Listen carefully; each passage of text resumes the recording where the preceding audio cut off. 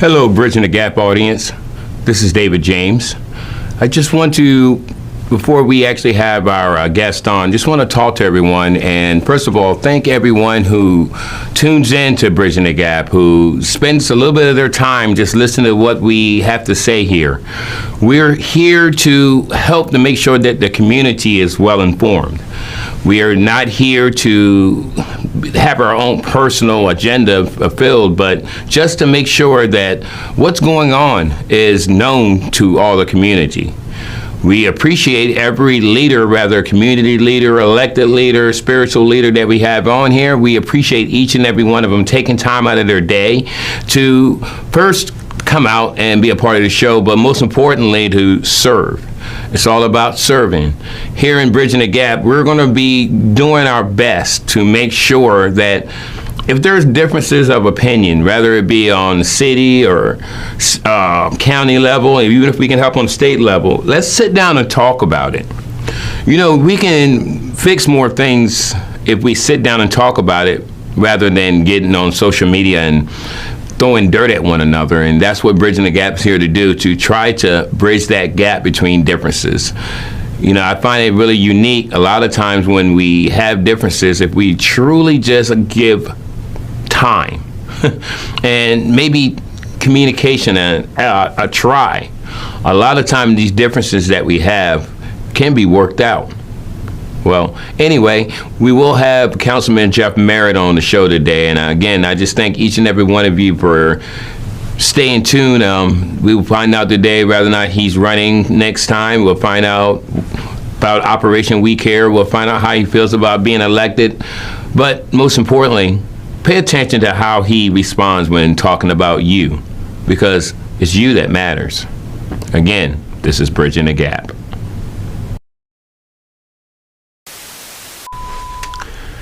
Hello, welcome back to Bridging the Gap. My name is David James, and I'm here with Councilman Jeff MERRITT. Jeff, thank you for coming on. How you doing? I'm doing great. Yeah. So, first and foremost, tell us a little bit about Jeff MERRITT, the man. Wow. Well, I was fortunate to be raised by two World War II era parents who instilled in me at a very young age the value of being a positive influence in your community and volunteering and all that good stuff, helping your neighbors. But that was a different time back then. I think we've changed a little bit. Yeah.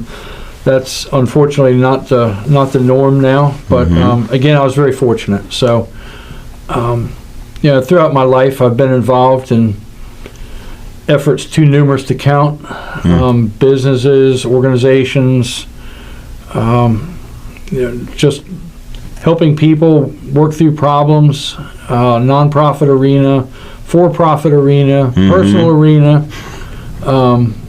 You know, I don't think there's any problem out there that can't be solved, and it's usually best solved by simply a discussion. Okay. Yeah. So you said World War II parents? Yes. Did you ever serve? No, I didn't. Okay. I graduated high school in 1976, and that was when the Vietnam War was winding down, and so the draft was off. My older brother served in Vietnam. My father served in World War II. Okay. And landed on Normandy Beach with General Patton. Wow. So is that where the burden for working as far as like with Operation We Care come from? That was part of it, yeah. 9/11 was a big catalyst to Operation We Care. Tell us a little bit about Operation We Care. So I started in October of 2007. At the time, the Salisbury National Guard and the Easton National Guard were both deployed to Iraq, and we wanted to send them packages for Christmas that year with absolutely no intention of it being an ongoing effort. We just wanted to do something for Christmas that year and support the people away from their families and stuff like that. And we quickly realized that after we did the first packing that the community was very much behind something like this. So it's grown, and here we are 18 years later. 18 years, wow. Yeah, we're proud to say we're a nationally recognized nonprofit organization. We work with people around the country every year on different projects, different things. Canines for the law enforcement community, fire departments. We got a lot of plates spinning. Okay. Yeah. All right. Good. Yeah. Good. I definitely see a lot of work you do around here as far as with Operation We Care. After being a councilman for about 2.5 years now, right? Yep. What have you learned about local politics? Wow. That's a loaded question. I've learned, I've seen a lot of disrespect, which is very unfortunate. I've been disappointed a lot in a lot of people. People that I'd had a little more respect for previous to this. But, you know, at the end, it's all about serving the public. And you have to look at it like that. You can't take things personally. You have to do what you think is best for the most number of people. No decision is going to be right for everybody, and there's always going to be naysayers, and you just hope those naysayers are, you know, the fewest number possible. Yeah, it's been it's not that I've not been involved in politics previous to this. It's just been from a different perspective. I've spent many years going back and forth to Annapolis, testifying on different bills, on different things, mostly to do with business or Second Amendment stuff. But I'm just seeing things from a different perspective now, different viewpoint. Got you. Have you done any going to Annapolis since you've been councilman? Yes. All right. Tell us about a couple of those trips. Mostly business stuff. There was the business-to-business tax that was proposed in this fiscal year, and we were able to. That was a big day. That was a 12-hour day up there, and which is not uncommon in Annapolis. You talk to anybody that goes to Annapolis, you better buckle up, because it's a day. But it was a lot of people. There were so many people to testify on the business-to-business bill that they cut our testimony back to 90 seconds. So if you can imagine going to Annapolis and spending 12 hours only to spend 90 seconds speaking, that's not a lot of return on your investment. That's less than at the council. Yeah. So, wow. But we were successful in getting that. That wasn't approved, but they came back 2 weeks later with the 3.5% tech tax that we were not successful in beating down. So you don't win them all. It's like everything else. You don't win them all, but I believe you're never going to win if you don't fight. Ooh, so that's good saying. Good saying. In the world of business, we have a saying that you will never get 100% of the quotes that you don't send out. Okay. So it's the same thing up in Annapolis. If you're not engaged in the fight, I call it, then you won't win. So there comes times where our elected officials do need to go fight for us outside of Wycomico. Oh yeah, absolutely. I encourage anybody and everybody, whether you're elected official or not, to take time to understand what's going on during the legislative session up in Annapolis for 3 months, and go up there and register to testify. They were taxing everything this year. Yeah, they were.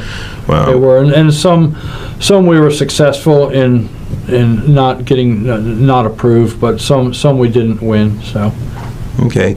Do you see being in politics helpful? I mean, now that you are actually elected, do you see you being able to make an impact more as an elected official or in the private sector, if you will? It's nice being part of the final decision process, because it gives you a sense of I don't know what the word is. It makes you feel like you've accomplished something, or not. We've had a lot of what I call controversial issues the past 2.5 years, whether it's appointments for positions or a biorefinery or whatever. And it's nice to be able to get in the fight, write the letters, have the meetings, make the phone calls, send the emails about these things that are going on, It's nice to be able to have that communication. Not that you can't do that if you're not an elected official. Sure, You sure, can always sure. do that. I encourage people, send your emails, pick up the phone, call your elected officials. I talk to people every day in this county, all over the county, not just in my district. And, Wow. they want to talk to somebody. They want to Sure. have somebody listen to them. Wow. So your district right now is District 2, right? Correct, yes. And come around this next election time, I think the districts are changing. I've not seen it on the Board of Elections list yet, which I kind of find it hard for anybody who is running to actually register if it's not showing that yet. Okay. If you go to the county website, wycomicocounty.org, you can click through the front page there. There's a link you can click on, and there's a map. There's the map of the current districts, and then there's the map of what the districts are going to look like after the election in 2026. Okay, okay. So, and you can, if you're not sure of where like what district am I in, there's a block you can type your address in and hit search, and it'll tell you what district you're in. Interesting. So It's kind of unique that I actually found out, just found out here more recently, that the way that they came up with the new minority district is minority is just black and white. There is no middle ground there. It's going to be interesting in 2030. I think the census comes around. Are we going to Yes. be changing it again? Or it appears that, well, the census is coming in 2030. It's every 10 years. And I would suspect that in 2030, they might be redistricting again, so this current redistricting might only be in force for 4 years. So, we don't know. Wow. What they want to do is have each district within 5% of population of each other, so you don't have, like right now, all the districts have roughly 16,000 people. So you don't want to have one district with, 21,000 and one district with 8,000. Well, that's a good point. So, because, they want everybody pretty much close to each other. I really would love to just like sit down with whoever does these districting and find out how are they coming about it. And again, I kind of understand that why they have some of these minority districts, but minority nowadays, to me, it's a little more broader than just black and white. There's a science to it. There definitely is a science to it. Interesting, interesting. So with all the extra stuff, like you said, has went on the last 2.5 years, has there been much that has gotten done?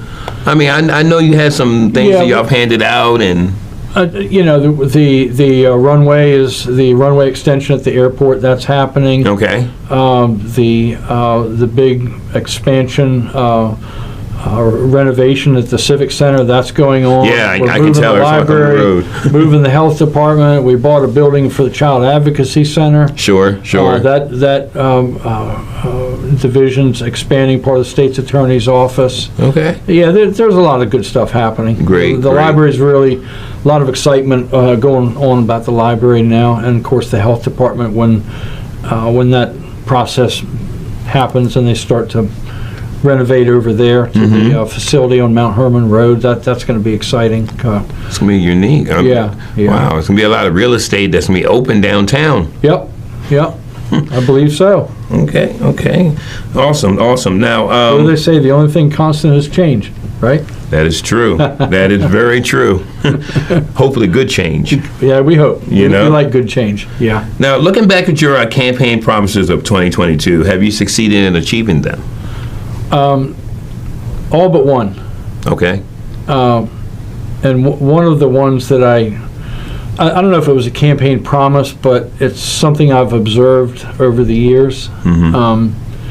The county council and the executive's office have never really gotten along the way I think they should. Really? And yeah, I know. That's a news flash, right? You can pick a reason. And most of those reasons are probably correct, but I think we need to remember we have a county to run. I personally, I don't like drama. I do a lot of scrolling on social media. I don't You don't like drama, but you scroll on social media. No, I scroll. Like I see Real fast. I see something on social media, and it looks like it might be getting into the area of drama. And I Okay. just keep going. Keep going. Keep it going. moving. Mm-hmm. Yeah, and I encourage everybody to do the same. Sure. Your mental health will be better for it. So you would like to see that improve some? Yeah. I would like to see the relationship between the executive and the council improved, so that there's constant communication, and I think the citizens will benefit for it, because if some of these issues could get worked out without all the lawyers and the drama and the lack of communication that we're currently seeing, that would be good. Again, I'll say this again, I actually said it to the executive, I really would like to see 4 years of getting her done. Just 4 years. I do believe we have the potential in this county to do some great things, and we could actually become that new beacon of light for Maryland, but we need 4 years of getting her done, and that's going to definitely take communication and putting self aside. So Yeah, we do have a lot of good things happening in the county, though. That, absolutely. you know, it's not all the drama and controversy. That stuff just rises to the top because it catches people's attention. But if you get right down to it, there's a lot of good things happening. We got the property tax credit for the firefighters. You know, Okay. that's a good thing. Right. Yeah, that's been a long time coming, and that includes the ladies auxiliary. So Yeah, they're very unappreciated. I mean, Yeah. they do a lot. well, and They that do. was the question when we went through that process. Are the ladies auxiliary included? And of course, in our mind, it was yes. But we had to officially find out that the ladies auxiliary fall under the same point system as the fire companies do. And so if they get their 50 LoSAP points a year, just like a firefighter does, they get the tax credit, as they should. Okay. So- Okay. How confident are you that we will be able to remedy the problem at the landfill within a year? I think we will. Adam Corey is, I think Adam's the right guy in the right position. 20 years of experience with MDE. You know, you don't, you can have all the certificates and diplomas hanging on the wall, but nothing replaces experience. So that I think his knowledge in the industry is invaluable, and I think he's got the ideas to the solutions that are what I call actionable. Sure. They're not dreams. They can actually happen. Oh, yeah. That's what I mean by actionable.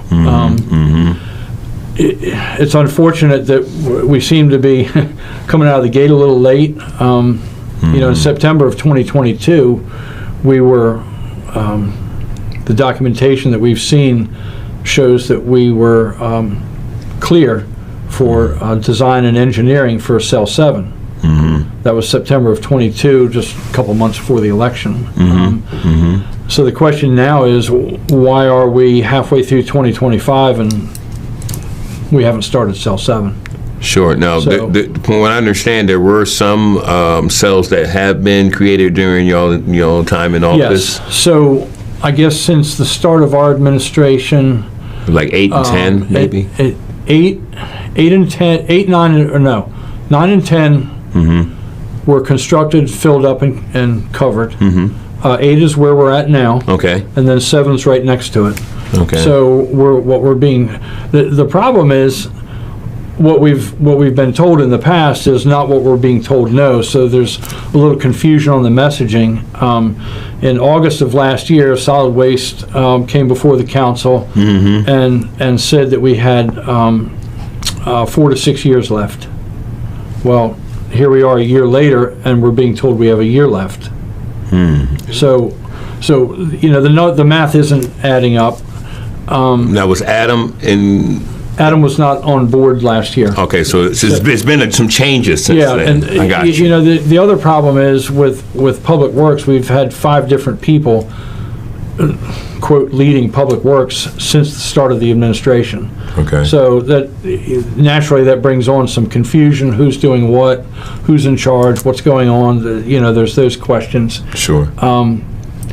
With Cell 8, which is the cell we're on now. Now we're being told we have about a year left. Whereas a year ago we were told something different.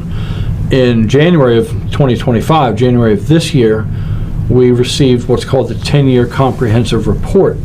Right. And in there it specifically states that the Newland Park landfill is adequate for the needs of Wicomico County for the foreseeable future. Well, that's a quote right out of the report that we were given. So, we've gone from that. We've gone from 4 to 6 years, good for the foreseeable future, to July, we have a crisis. How did we get from good to crisis in 6 months? So, well, and here's a question I want to ask. I mean, I didn't never think of this like right now. 6 months ago, what's the difference between now and 6 months ago? Well, exactly. I think, we've heard a lot of things. We've heard out-of-county waste is contributing to the problems at the landfill. When we asked how much out-of-county waste is actually coming in, do we know? Is there a calculation? We're being told an estimate of 5 to 10%. But that's an estimate. I don't know that there's any way to tell. I mean, if you dump a load of trash, and there's a pizza box from Ocean City in there, how do you know that the people weren't eating pizza in Ocean City and they brought the leftovers home to Hebron to eat and then throw the box in the trash? Well, yeah, because I did construction and we usually never didn't do anything here. Ocean City's actually booms during the summer. But here's my thought, though. Within this last 6 months, we've had a change in administration on the federal level. And there's been a lot more construction. There's been a lot more work going on. I mean, again, I don't have the degrees that Adam has, but would this have something to do with the amount of trash increasing? It could be. It's a lot. It's funny. One of the questions that we've been asked is, there's been a effort over the past almost 2 years now, year and a half, to pick up roadside litter. Well, I can tell you that every time we go out and do one of those, we pick up 600 to 1,000 pounds every time we go out. Well, if you do that, I was asked, do you think that's contributing to the landfill? And I don't think so, David, because that's really, it's a lot. You see all these bags piled up, but 600 to 1,000 pounds a couple times a month, I don't think that's contributing to the litter the trash in the landfill. Well, and I can tell you, and you know this about with me, I'm being from District 2 area. Back in the past, you would see a lot of old couches and stuff on Royal Oak Road and on Weeksepquin Road and all these roads. And here lately, I mean, we got great people down there like Rachel Anderson and I think, what is it, Wicomico Clean and all of them. And actually, I think even your group. Yes. You're on the side of the roads and you're cleaning up a lot more. But I can tell you by going down there, because I spent a lot of time down there still, I don't see as much on the side of the roads. So it seems like either somebody's being more disciplined or they found a new place to dump. I think what's happened over the past couple of years, and we knew this, when Bruce Robson and Mark Engberg, I would meet with them sometimes weekly over different things, and I said that the hardest hurdle that we're going to have to get across is the public awareness. And we asked the executive to put the Wicomico Clean logo and a little slogan like "Stop Littering" on all of the county's electronic signs all over the county. There's one at the Civic Center. There's electronic signs in front of the health department, just to try and get that messaging out. So I think it's taken a while, and we're not done yet, but I think the public awareness is up. I think people are a little bit more conscious now about litter. I think we need to, and I'm glad of that. I think it was a while back I was talking to the executive, and we were talking about maybe even hiring somebody to take care of litter. And my thought then was this: why don't we get with the Christian shelter, get some of these people that don't have jobs, get them out there and help cleaning. And granted, we need to stop, but unfortunately, you're still going to have a couple people throwing things out of their window. But we need to be more proactive on keeping our area clean. Now, as far as with the landfill, I'm also hearing that there's actual places that they started digging that they found trash that's been covered. Yes. So where's the records from back in the day? Well, recently we celebrated the 50 years of service of Mr. Corbin. Yes. Ronald Corbin. Great young man. Mr. Ronnie, he's called. And, I was talking with him about the changes that he's seen in 50 years. Yeah. Can you imagine? And I said, so what was the landfill like back then? He said, well, we'd take a backhoe and we'd dig a trench. And then the people would back up to the trench and they'd dump the trash, and then we'd take a bulldozer and push the dirt back on it and then drive over it and pack it down. I remember that. And that was the landfill. But, that was then. This is now. They filled the land. Yeah. That and there was no liner. There was none of that scientific stuff. But that was then. The population wasn't 107,000, 105,000. What we are now. Different time. Sure. Yeah. Different way. I had a great time talking with him. He's a great man.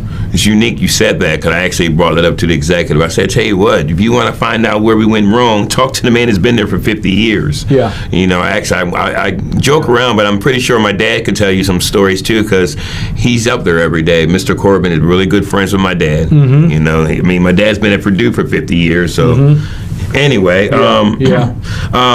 So District 2. Place that I love, and right now you are the councilman from. How's the relationship with you and the task force and Joe Lappin and the guys down there, and young ladies down there? Yep, I talked to Joe. I talked to Dave King. I think the big push down there is this proposed state park. So a lot of questions. Yes. Not a lot of answers yet, but I understand they're coming. So, Joe's a good man. Dave, they're doing a good job leading that effort down there. Absolutely. Yep. Actually, you also used to speak to, rest in peace, Kim Box. Yes. You did a lot of work with her and Jody Erb. Spoke often, yeah. Yeah, she was a very big part, and still is, of down there. And she definitely would not go unremembered, you know what I mean? Well, and I think the Watipkin pier down there, that beautiful dock that they've put up down there. Beautiful. They've done a great job down there. That was actually, we did a litter clean with Rachel Anderson. We did a litter cleanup down there. And that was I had a good time that day. Wow. Yeah. Wow. Well, we're about to be through here, but I know the question that everybody's wanting to know.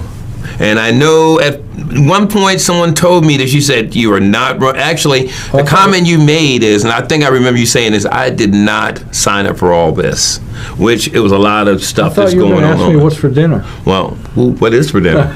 I'm hungry. But no, I remember one day it was a lot of stuff going on at council, and you said, I didn't sign up for this. When I decided to run, I did not sign up for all the bickering. So I want to ask you now, as everybody's getting ready to run, as we know that you're going to be District 7, who we now are hearing, I don't see it on paper yet, Megan Alton is running in. Will you be running? I don't know. I've got a lot of options available right now, retirement being one of them. So I need a more definite. Now, I'll let you know after I let my wife know. I got to let her know first. That was a good comeback. That was a good comeback. Well, let me ask you this: do you feel like you're not done yet, as far as there's still work that you want to have your hands on? I'd like to do more. There's more to be done. I think I just made your mind up for you. Yeah. But retirement's looking good. I've got a bucket list, and you can't do the bucket list items when you own a business. So. It's kind of unique that you said you got this list, and when I was talking to the president of the council, John Cannon, he said, well, I'm looking forward to retirement. I've got a bucket list. Yeah. Are y'all in the same bucket, and is this bucketed on the back of a boat? I think they're two different buckets. Two different buckets. Wow, but, wow. David, I don't know. I will, I suspect I'll make my mind up in the next couple months. Is there something pulling you towards doing so? Because again, we already know that there's been a lot of just tangling up with everything going on, but is there something that's got you saying? I'm being pulled in a lot of different directions right now. Okay. So, Good with come. retirement being one of them. This man, he's firm in what he says, y'all. I've been working since I was 10 years old. And what, are you So- 40 now? I'm 66. 66. So I've been working for over half a century. Okay. That's a pretty long time. Okay. So does that mean that Operation We Care, are you going to be doing that still? That'll keep going no matter what. Okay. Yeah. All right. So I got two last questions before we close out. And the I thought first that one, was the last question. Well, yeah, I'm a reporter. Oh, Come okay. up with more. All right. Here's the one. If you could think of one trait about the executive that you like, what would it be? She's a fighter. Love it. Yeah. Love it. Okay. Now the other one is, where's a good place to get dinner in Salisbury? Oh my goodness. There are shop local, baby. Shop local. Okay. I mean, any place in particular? I go to all local businesses. I'm not going to name one over the other because somebody will get mad at me. That was good. But I do all local restaurants. Yeah. Okay. We work with a lot of local restaurants. With Operation We Care, we will open a tab at a restaurant and allow the police departments, law enforcement to go in and eat on like their time. Pecan Square Deli. Yep, you Pecan used to- Square Deli. Yep. Yep. Okay. Yep. So you got that plug in there. There you go, Steve. But no, we work with local restaurants on projects, catering. We work with an organization out of Pennsylvania doing a 3-day canine event every April in Frontier Town. Canine teams come from all over the country, and we use a local restaurant to cater that event. And No yeah. franchises. I love it. yeah. Well, I mean, nothing against the franchises because, if you remember, local people work at the franchises, so, they have their place in the world too. But as a small business owner, hey, my heart's with the mom and pop shops. That makes a lot of sense. Um, That makes a lot of sense. All right. Well, Councilman Merritt, thank you again for coming on Bridging the Gap. I'm looking forward to having you back and you telling me definitely whether you're running or not. Okay. All David, right. thank you. Thank you. This has been Bridging the Gap. Have a great one.